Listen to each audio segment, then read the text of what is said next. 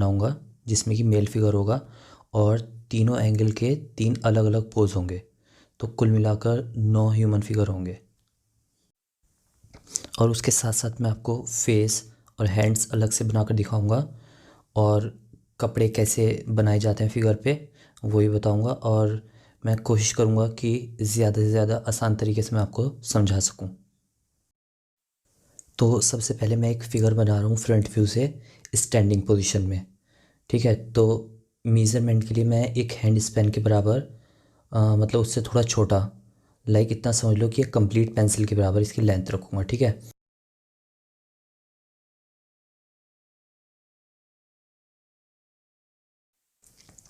तो उसके लिए सबसे पहले मैं एक स्टिक ड्राइंग कर रहा हूँ।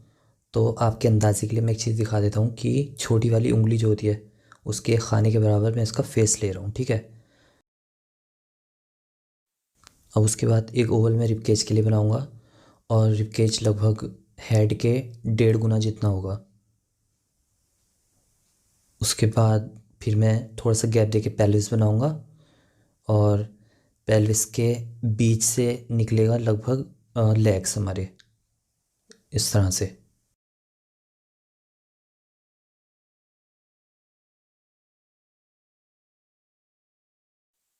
उसके बाद रिब केज के दोनों तरफ शोल्डर का जॉइंट दिखाकर और फिर हैंड्स के लिए स्टिक निकाल देंगे उसमें से, कुछ इस तरह।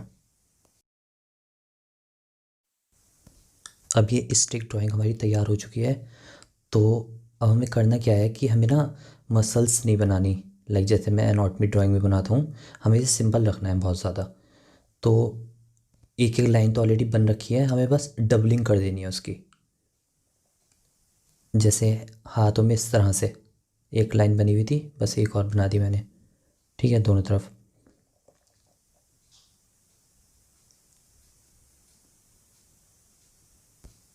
इसी तरह से पैरों में भी होगा।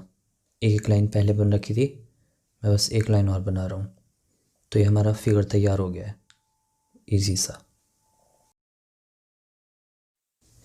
अब एक चीज़ देखनी है कि जैसे स्टिक ड्राइंग में कई बार एडजस्टमेंट करने पड़ते हैं कि अब जैसे मैंने ये टॉर्सो के लिए मैं स्टिक बना रहा हूँ। ठीक है, तो इसमें क्या हुआ है कि जो हाथों की स्टिक है उसमें से जो राइट हैंड वाली है वो बॉडी के ज़्यादा पास हो गई है।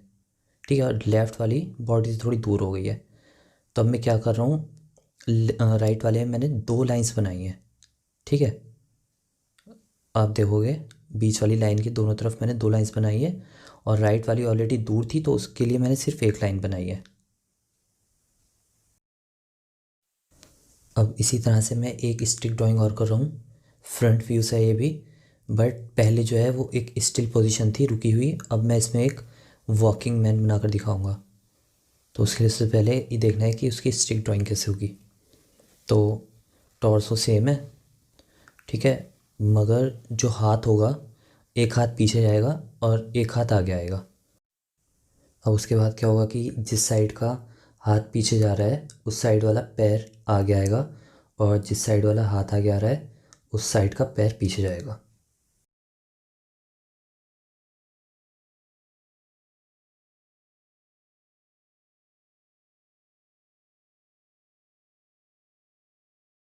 तो हमारी एक वॉकिंग फिगर की स्टिक ड्राइंग पूरी हो गई है।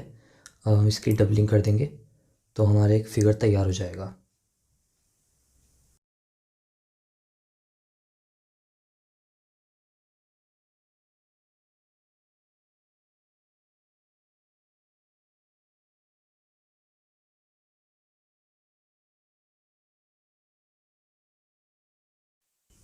अब उसके बाद मैं एक फ़िगर बनाऊंगा फ्रंट से, और ये सिटिंग पोजीशन में होगा।